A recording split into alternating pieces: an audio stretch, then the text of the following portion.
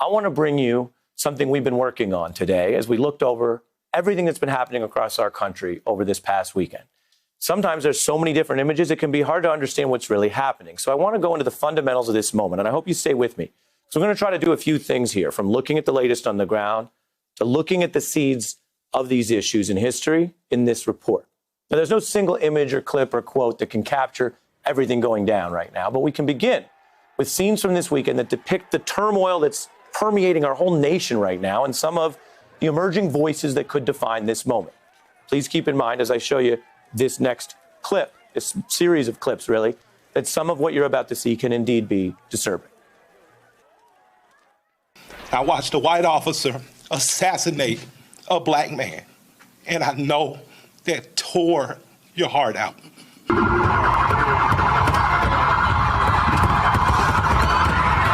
Charge the cops. Charge all the cops. Oh, no, no, no, no. So sad. I share the outrage, and I stand with the protesters. Charge them in every city across America where our people are being murdered. We see several officers go up to the car and start breaking the glass. Now is the time to plot, plan, strategize, organize, and mobilize. Mobilize. We want you to know, as we report the facts here, altogether, we've seen that mobilization, protests in at least 140 cities, continuing right now tonight as the president prepares to speak. Now, many of these are primarily peaceful in nature. Some turned to looting and violence. Authorities have made over 4,000 arrests to date, and this is not over. Officials also counting several people who've died in these protests.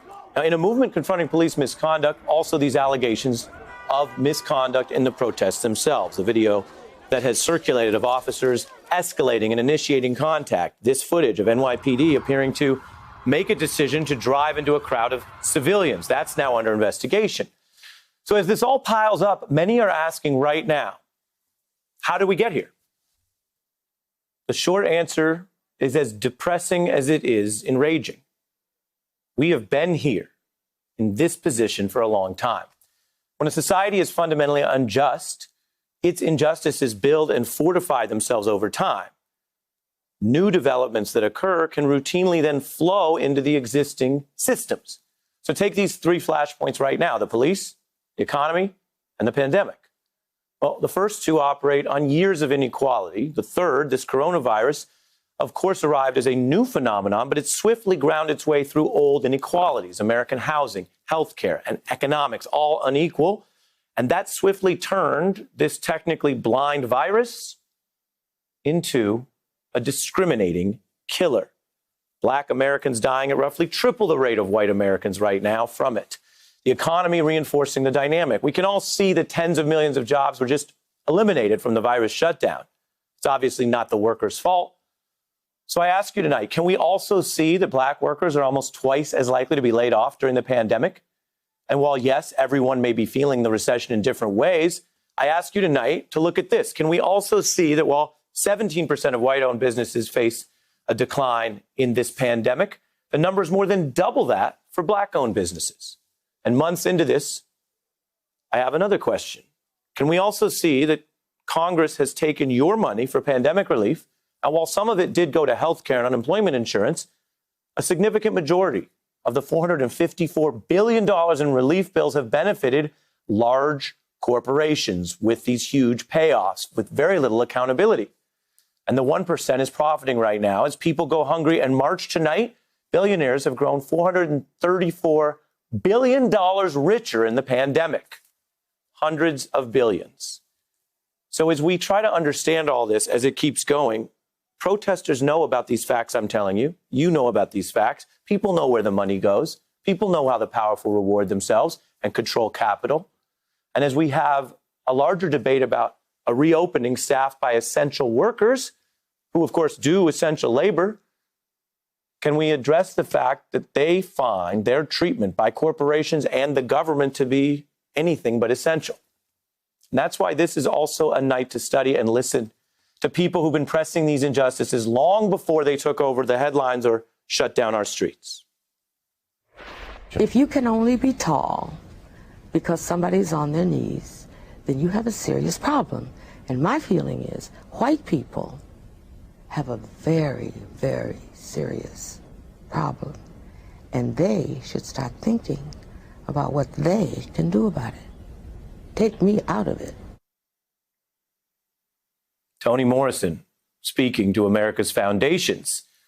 Or take the author James Baldwin, who urged American society, white and black, to really face the violence that creates these scenarios where America's racist roots are fortified by modern law and policing. Baldwin arguing, you must understand that to see violence in its proper context, be it police brutality or violence by the state or the murders that ended the lives of a generation of leaders, from King to Malcolm X to Medgar Evers to Fred Hampton. We are still governed by the slave codes. What is called the civil rights movement was really insurrection. So one can say that the latest slave rebellion was brutally put down. We all know what happened to Malcolm. We all know what happened to Martin. We know what happened to Fred Hampton and Mark Clark. And so many more. That's a little bit of the history as we watch more history unfold tonight. And this admittedly incomplete report has thus far briefly touched on the economy and the pandemic. Now, as for the police conduct that did set off these wider protests, well, that history's been with us a long time. The repeated use of excessive force and killing, which begins as incidents, but then worse, becomes formally legitimized in a U.S. criminal justice system that allows and defends it. Now, we can report that to you tonight as a fact because the facts show a vast majority of the allegations against police in these instances result in no firings, let alone criminal charges. In the few cases that do lead to a charge, take roughly 15 per year over 10 years. It's about 10 per year of charges of manslaughter or higher. And the convictions for those very rare charges, I can tell you, are even more rare. There's a Bowling Green professor, Philip Stinson. He tracks all on-duty incidents that result in a death with policing. And he found over several years there were literally 0 such convictions in the whole country. If you widen out to a 15-year period of time that he used in his studies, 5 officers in deadly on-duty shootings were convicted of murder. The reason why that's all lopsided on the far right of your screen, and this is so vital to what's happening in America right now, is that 4 of those 5 were convictions from after 2016. So what little change we've seen came after the Black Lives Matter movement and after the spike in cell phone video recordings. Another way to say it, the killing continues. It was rarely ever caught or punished. And the handful of changes I just showed you, they have come at the margins when there is a combination of an extremely incriminating video and public pressure, and often, yes, people in the streets. So while no law-abiding citizen is going to support crime or violence, when we stop and listen to the history and listen to those who risk their lives for social change while also advocating peaceful methods for change, tonight, as we look over everything that's happening, I want to tell you it is worth listening to how even they put riots in the context of injustice. I will continue to condemn riots and continue to say to my brothers and sisters that this is not the way. In the final analysis, a riot is the language of the unheard. The unheard. Martin Luther King Jr. speaking about the other America. Can we hear any better? Can we listen any better? That was over 50 years ago. It is a problem that so many of these observations ring so true, so insightfully, and resonate so deeply so many years later. With that brief bit of historical context, we are joined by a scholar, a thinker, an author, Michael Eric Dyson, professor at Georgetown University. Your thoughts, sir? Well, you've aptly summarized and eloquently articulated the broad sweep of history with a majestic arc, rooted in, first, the acknowledgement that Black suffering in American society has been so deeply entrenched that it is taken for granted. It is the very predicate for American progress.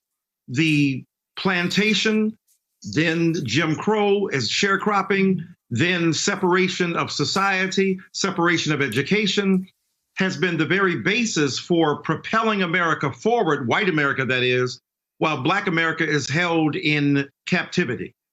And so the deeply resistive strains of Blackness in this culture that put forth arguments, ideas, and bodies to oppose the vicious and hurtful intensity of white supremacy are seen as exceptions to and not continuations of American democracy. So that Black bodies are alienated from the American scene, Black traditions of resistance are seen as somehow exceptional, and Black life and Black death are seen in a vicious give and take and a cycle trading back and forth. So what we have to do is to acknowledge that this country in which we live has to examine as closely as possible the very roots of its democracy that are intertwined with its own captivity of Black people. But the salvation of America cannot come without the salvation of Black people. What James Baldwin, what Lorraine Hansberry, what Toni Morrison, what Martin Luther King Jr., what Septima Clark understood is that e pluribus unum is more than a credo. It means literally out of many, one. And if you have segregated some, if you have isolated others, you cannot have the full health of American society. Look at the pandemic of COVID-19 and look at the pandemic of COVID-16-19. White supremacy, social injustice, economic inequality joined together to the body. And in both instances, we can't breathe. We can't breathe because of police brutality, and we can't breathe because of a pandemic of COVID-19. This is where the convergence of the natural order and the convergence of our man-made laws have really worked deleteriously to the disadvantage of Black people in this country. Only when we are able to embrace each other across that chasm and tell the truth about the way in which Black death is a fetish. It is the pornography of Black nothingness, of non-being, which is being sought. America is addicted to Black death, and this is part of the problem in American society. Hey, I'm Ari Melber from MSNBC. You can see more of our videos right here, or better yet, subscribe to our YouTube channel below. You could have been anywhere in the world, but you're here with us, and we appreciate that.